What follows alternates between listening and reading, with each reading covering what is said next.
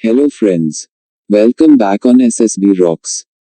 In this video we will cover India's claim for permanent seat in United Nations Security Council. The knowledge of this topic will help you in your lecturette and group discussion. If you want detailed information on any subject or topic in the form of knowledgeable video like this, feel free to contact us or just mention the topic in the comment box below. For more practice, subscribe ssbrocks, and don't forget to like, share and recommend ssbrocks to your friends, and don't forget to hit bell icon to get the notification of the next knowledgeable video. Friends, you can join us on our Telegram and WhatsApp group as link given in description below. But if you join us on our Facebook group, you will get chance for discussion over thousands of SSB aspirants, as well as you will get free study material for SSB. This topic will be covered in the following heads: Introduction, Historical Background. India's suggestions revolve round agenda for reform of United Nations Security Council. Why India's claims for permanent membership of the Security Council. Important supporting factors. Conclusion and 3 possible scenarios regarding India's quest for permanent membership in the Security Council. So friends, let's get started. Introduction. The permanent members were originally drawn from the victorious powers after Second World War: the Republic of China, France, the Soviet Union, the United Kingdom, and the United States. In 1971, the People's Republic of China was awarded the Republic of China's seat in the United Nations by United Nations General Assembly Resolution 2758. In 1991, the Russian Federation acquired the seat originally held by the Soviet Union. Including the Soviet Union's former representation in the Security Council, there has been discussion for an increase in the number of permanent members. The countries who have made the strongest demands for permanent seats are Japan, Germany and India. Indeed, Japan and Germany are the UN's second and third largest funders, respectively, while Germany and India are among some of the largest contributors of troops to United Nations mandated peacekeeping missions.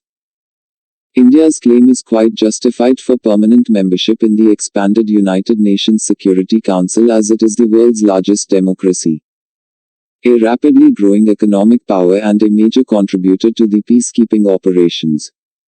On any objective grounds, India is well qualified for permanent membership. Historical background. India was one of the original members of the League of Nations. In principle, only sovereign states can become UN members. However, although today all UN members are fully sovereign states, 4 of the original members, Belarus, India, the Philippines, and Ukraine, were not independent at the time of their admission. India signed the declaration by United Nations on the 1st of January 1942 and was represented by Girija Shankar Bajpai, who was the Indian Agent General at the time. Afterwards, the Indian delegation led by Sir Akot Ramaswamy Mudaliar signed the United Nations Charter on behalf of India during the historic United Nations Conference on International Organization held in San Francisco, United States on the 26th of June 1945. Sir A. Ramaswamy Mudaliar later went on to serve as the first president of the United Nations Economic and Social Council. Technically, India was a founding member in October 1945. Despite it being a British colony, India, Canada, South Africa, New Zealand and Australia were all British colonies but were given independent seats in the United Nations General Assembly. India gained full independence in 1947. Independent India viewed its membership at the United Nations as an important guarantee for maintaining international peace and security. India stood at the forefront during the UN's tumultuous years of struggle against colonialism and apartheid. India's status as a founding member of the Non-Aligned Movement and the Group of 77 cemented its position within the UN system as a leading advocate of the concerns and aspirations of developing countries and the creation of a more equitable international economic and political order. India was among the most outspoken critics of apartheid and racial discrimination in South Africa. being the first country to have raised the issue in the UN in 1946. During the history of the United Nations over 7 decades, Security Council reform has been a much demanded and debated subject. It is widely accepted that the existing membership and functioning of the United Nations Security Council reflects the realities of a bygone era. Global politics has changed a lot as regards its power, structure, rules, and norms since the formation of the United Nations. The world has witnessed a redistribution of power and emergence of new power centers, along with a transformation from the era of colonialism to that of post-colonial independent states. However, as a global institution to promote international peace and security, the United Nations Security Council has not responded to these changes due to many reasons. The only change hitherto has been an increase in the number of non-permanent members in the United Nations Security Council from 6 to 10. That too as far back as 1965. In 1992, a promising reform move was initiated in the form of General Assembly Resolution 6762, which highlighted the three major criticisms raised as regards the Council: lack of equitable representation, unresponsiveness towards new political realities, and domination of Western states. In 1993, General Assembly Resolution 4826 established an open-ended working group OEWG to discuss Security Council reform. Most reform proposals revolved around the 5 core issues of membership categories: the question of the veto held by the 5 permanent members, regional representation, the size of an enlarged council, and council working methods. However, even after negotiations for more than 2 decades, there exists a huge difference of opinion among members on these issues. The major coalitions for Security Council reforms include the G4, Brazil, Germany, India and Japan, the L.69 group of 42 developing countries, the Uniting for Consensus, it is group of 12 countries, the African Group coalition of 54 African countries, and P5 countries Britain, China, France, Russia and United States. G4 is the leading contender for permanent membership in the Council, as they seek 4 permanent seats for themselves, and 1 more seat for the African continent. The coalition demands expansion of both categories of membership, permanent and non-permanent, so as to make the Council more representative of the new realities in the global political landscape. Since the adoption of the 2 GA resolutions related to Security Council reforms in 1992 and 1993, and the inception of the open-ended working group OEWG in 1993, the question of reform has made little progress. The open-ended working group, which came out with its report in 1995, the formation of a working group to intergovernmental negotiation (IGN) in 2009, and the group of Friends on Security Council reform have been some of the developments towards Security Council reform hitherto. However, none of these formal and informal efforts were able to bring in either concrete institutional reform or create a broader consensus regarding the issues under debate. Friends, let's discuss. India's suggestions revolve round agenda for reform of United Nations Security Council.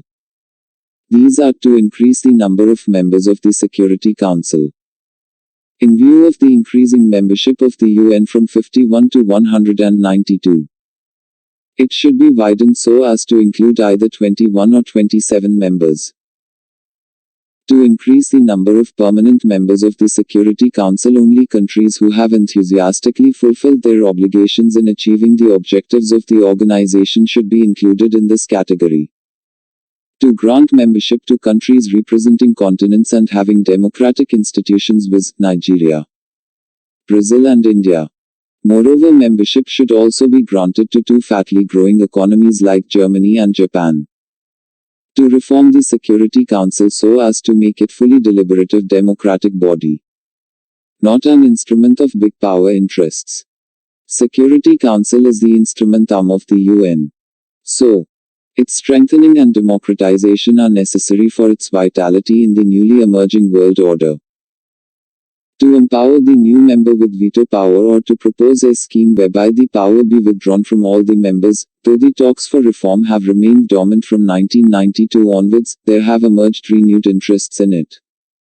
Even the Secretary General in his speech has clearly outlined a proposal for reform. Friends, let's focus on why India's claims for permanent membership of the Security Council.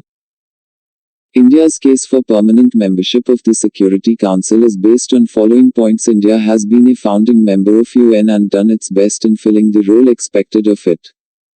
India is the largest democracy and a fatly growing economy. India has fulfilled its financial obligations on time without any default. India has genuinely pursued a policy of national interest which has seldom threatened the security and integrity of any other state. Recently, Group of Four consisting India, Brazil, Japan and Germany has intensified efforts to reform the Security Council. In May 2005, G4 proposed inclusion of 6 new permanent and 4 new non-permanent members. However, reports from Washington saying inclusion of 2 permanent members, one of which will be Japan, seems to split the group. India is of the opinion that it fulfills all the conditionality as mentioned by Nicholas Burns, U.S. Under Secretary of State.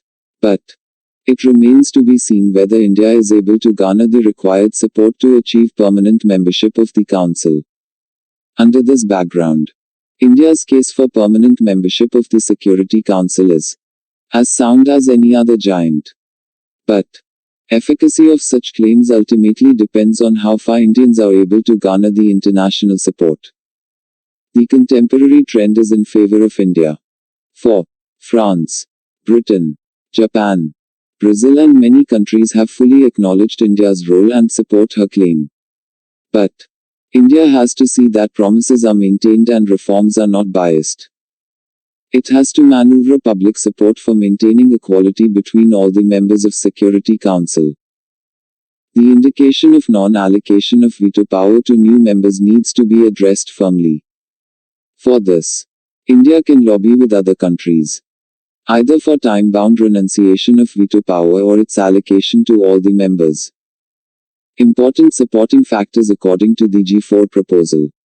The United Nations Security Council should be expanded beyond the current 15 members to include 25 members. If this actually happens, it would be the first time permanent Security Council status is extended to a South Asian nation, and supporters of the G4 plan suggest that this will lead to greater representation of developing nations rather than the current major powers. India makes a number of claims to justify its demand. India has the world's second largest population and is the world's largest liberal democracy. It is also the world's 7th largest economy and 3rd largest in terms of purchasing power parity as of 2014.